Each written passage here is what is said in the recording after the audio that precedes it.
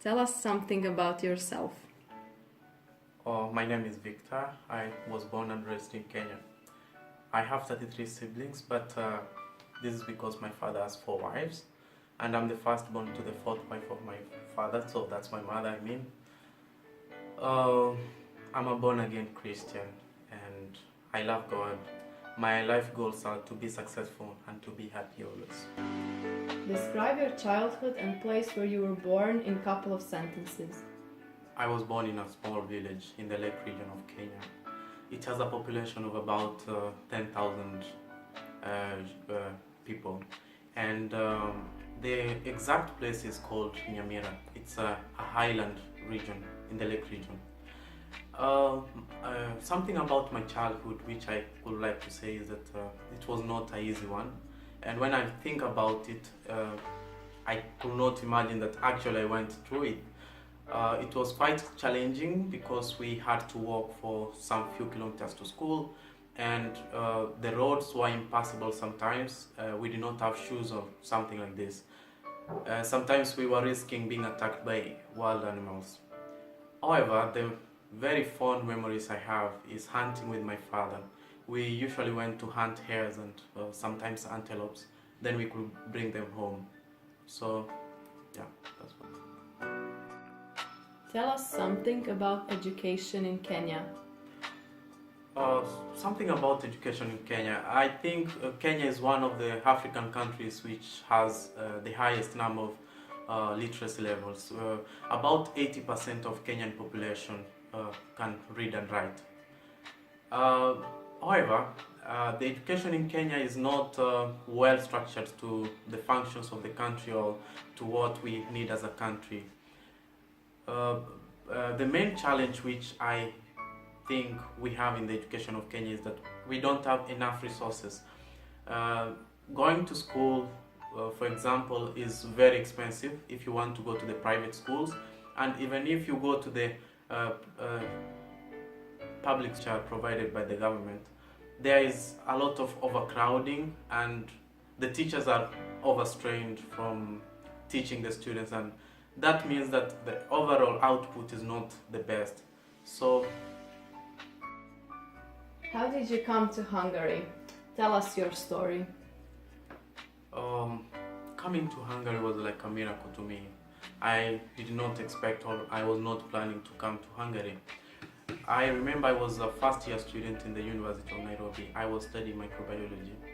Then there was an advertisement that we have to form groups and we can participate in a research questionnaire or something like this. Then I did not have a group. Then I joined a group in the last minute. Then we went and discussed, and my group emerged the best out of the contest. The prize of the contest was that we were going to apply for a scholarship to go to Hungary to study. And after the application, of course, we had to fulfill some requirements. We had to do some examinations, and I was among the people who were shortlisted to come and study here in Hungary. So I would say that it was like a miracle. It was not expected, and I thank God for that. Do you remember your first day in Hungary? How did you feel?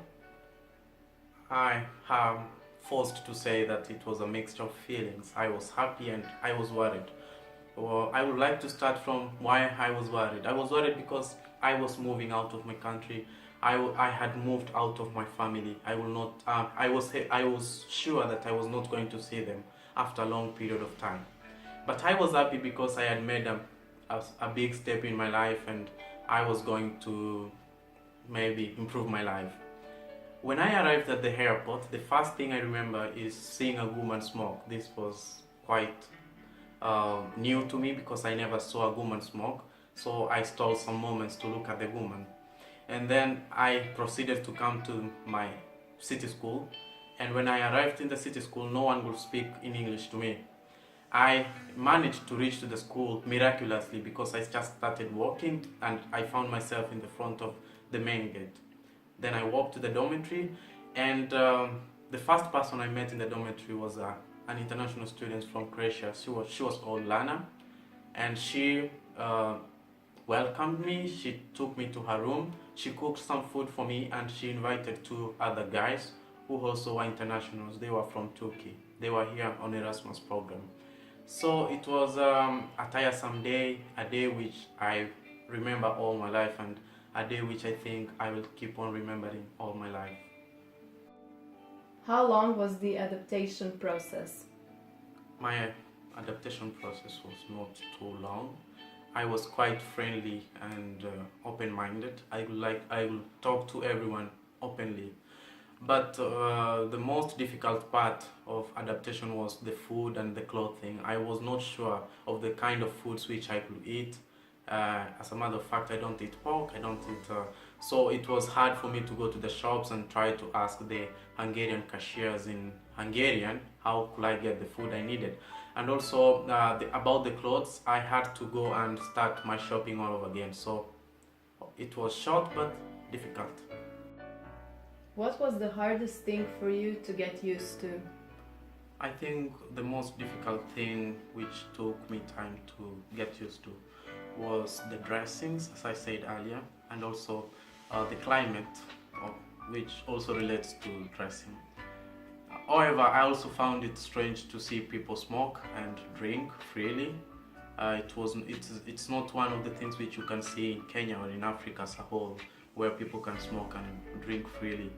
And also, it was not very easy for me to walk outside in the city because everyone was looking at me. But later I learned that I was the only black guy in the city, so I understood why they were looking at me.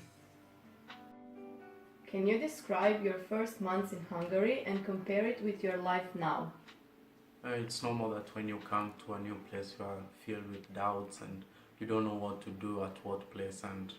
But I can say that now I have really improved a lot. I can go outside, I can talk a few Hungarian words, I can meet with friends, I can participate with in the local events. So looking back, my earlier months I was not able to go out freely to meet with people and to talk like that. But now I can go out and meet friends, go to church and just meet with every Hungarian like it was normal.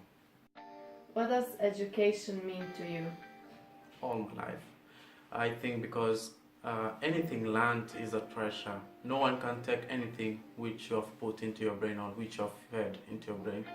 And I think it's only through education that we are able to move out of our comfort zones and try to discover new things. And through education, someone can be able to improve his life status. Everything changes when you have education. So I think education is all my life. What other people in Kenya think about education? I think Kenyans are aggressive towards education. I don't have the right word to say this. It's only in Kenya, I think, where people want to learn more and go out to foreign countries to have more education. So it's an important factor, an important element in Kenyan society. What are your goals for the future? Are you planning to stay in Europe or you will go back to Africa? I have been dreaming of doing my master's and PhD and even going for my second and third degree, because I think with a lot of education, then it means you are going to know a lot of things in your life and you are going to get specialization in different areas, which is good for anyone. I don't want to say anything about staying in Europe or going to Africa. I think this depends on what chances present themselves in front of me. If I find a work in Europe where I can earn or I can continue with my education, then I'll stay here. However, if I won't find and I need to go back to Kenya, I think I can still go and continue with my life's goals. It does not really depend on the place where I'm going to stay. Thank you so much for your time and answers. You are welcome. It was a pleasure talking to you.